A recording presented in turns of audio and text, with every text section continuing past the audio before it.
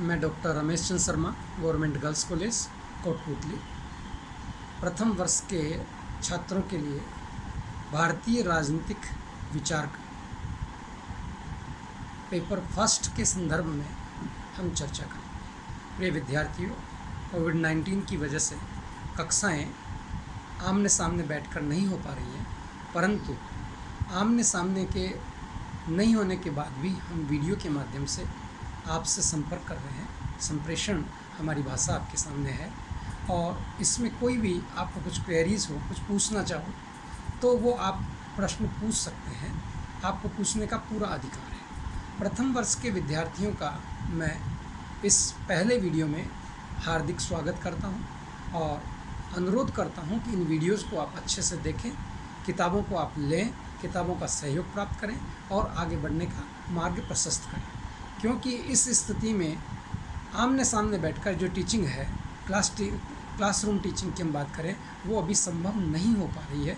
इसलिए वीडियो के माध्यम से, साथ ही ये जो नोट्स के माध्यम से आपसे चर्चा होएगी। अब प्रश्न है कि प्रथम वर्ष के इस पेपर फर्स्ट में हम क्या अध्ययन करेंगे।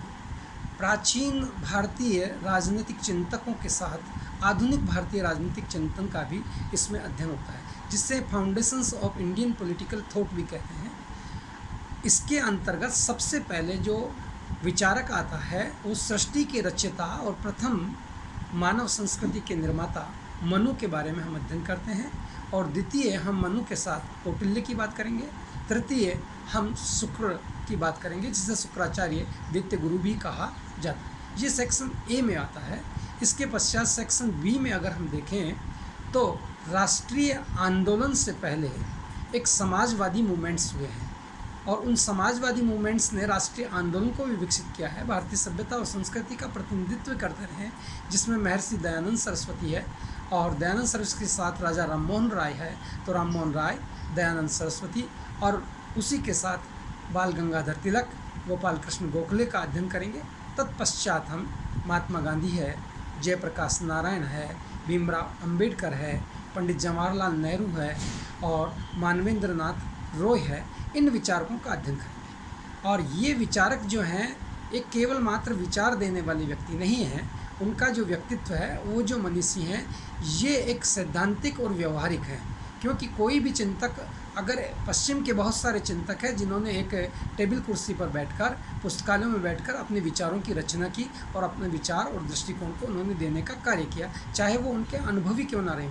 परंतु भारतीय राजनीतिक चिंतन की अगर कोई महत्वपूर्ण बात है या उसकी कोई खूबसूरती है तो वो ये है, एक और वो चिंतन ही नहीं देते, उस चिंतन के अनुसार सामाजिक व्यवस्था में अपना स्थान रखते हैं और कर्मण्यवादी रूप से अपने इस चिंतन को सिद्धांतिक और व्यवहारिक रूप में क्रियान्वित करते हुए आगे बढ़ते हैं। और यही भारतीय राजनीतिक चिंतन की महत्वपूर्ण बात। चाहे राष्ट्रीय आंदोलन के विचारों की हम बात करें तो राष्ट्रीय आंदोलन में बाल गंगाधर तिलक है, चाहे गोपाल कृष्ण गोखले है, गांधी है, नेहरू है, ये सब लोग क्या है, राष्ट्रीय आंदोलन भी करते हैं, अपने विचार भी देते हैं और उन विचारों को सामाजिक परिप्रेक्ष्य में, राजनीतिक परिप्रेक्ष्य में सभी प्रकार से अपने विचारों को अभिव्यक्त करके एक सशक्त राष्ट्र के निर्माण और प्राचीन और आधुनिकता के समन्वय के आधार पर ये विकसित होते हैं। अब प्रश्न आता है कि हम कौन सी किताबें पढ़ें। पहले जब हम अध्ययन करते थे स्कूल पाठ्यक्रम में, तो स्कूल पाठ्यक्रम में अध्ययन का अलग आधार होता था कि एक ही बुक होती थी, एक सिलेबस होता था और एक ही राइटर होता था। हमारे यहाँ जब हम अपर स्थिति में आ जाते हैं, जब विश्वविद्यालय और महाविद्यालय में आ जाते हैं, तो महा का मतलब है बड़ा, बृहत, और विश्व का मतलब है संपूर्ण।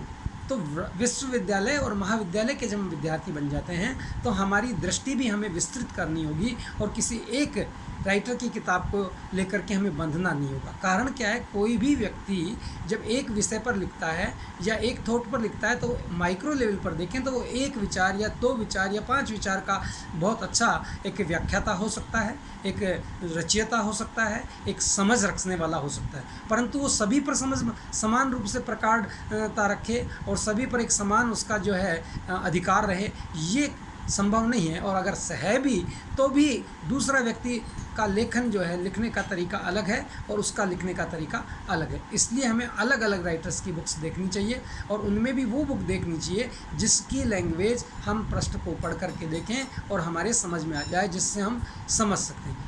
क्योंकि अगर क्लिष्ट लैंग्वेज है या ट्रांसलेट लैंग्वेज है जो हम नहीं समझ सकते, तो वो पुस्तक हमारे लिए कोई अच्छी नहीं होगी।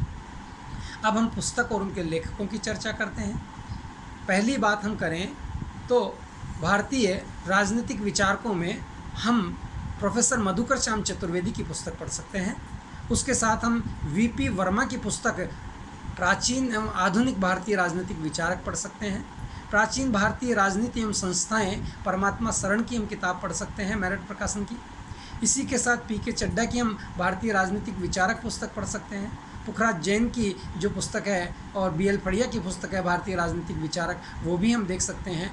और एसएल वर्मा की पुस्तक भी हम प्रमुख भारतीय राजनीतिक विचारक पंचशील प्रकाशन की देख सकते हैं। इसी के साथ अनेक पुस्तकें हैं, ऐसा नहीं है कि नहीं है। एक एक विषय पर, जैसे मनुस्मृति की हम पुस्तक देख सकते हैं, कौटिल्य का अर्थशास्त्र हम पढ़ सकते हैं। ऐसे विस्तृत पुस्तकें हैं जिनको हम अध्ययन कर सकते हैं, और इस सिलेबस के अकॉर्डिंग उनका अध्ययन करना हमारे लिए मूल ग्रंथों को पढ़ना ज़्यादा लाभदायक होगा, जिससे हम कॉम्पिटिटिव क्लासों में भी आगे विकसित हो सकेंगे, और इस प्रकार से उसका निर्माण, व्यक्तित्व का निर्माण करने में पुस्तकें सहायक होती है और उनकी सहायता प्राप्त कर सकेंगे, जिससे जब हम ओरिजिनल टेक्स्ट पढ़ेंगे और अच्छा पढ़ेंगे तो हमारे विचार भी अच्छे होंगे, सुलझे होंगे, और किसी प्रकार से किंग कर्तव्य विमुढ़ता की स्थिति में हम नहीं रहेंगे। मैं केवल मात्र आपको पहले इंट्रोडक्टरी लेक्चर है एक प्रकार से ये, जिसमें मैं आपको सिलेबस के साथ पुस्तकें और पुस्तकों के साथ हम इसे क्या पढ़ेंगे इस पर प्रकाश डाला है। और उसके पश्चात एक और चीज़ है कि यूजीसी इस बार आपके सिलेबस को थोड़ा कम करने वाली है, जिसका लेटर प्राप्त होते ही आपको सूचित कर दिया जाएगा कि कितने विचारक इस प्रथम पेपर में हमको अध्ययन करने हैं। उसके पश्चात हम आगे जो भी अध्ययन करेंगे सिलेबस के अकॉर्डिंग ही अध्ययन करेंगे। धन्यवाद।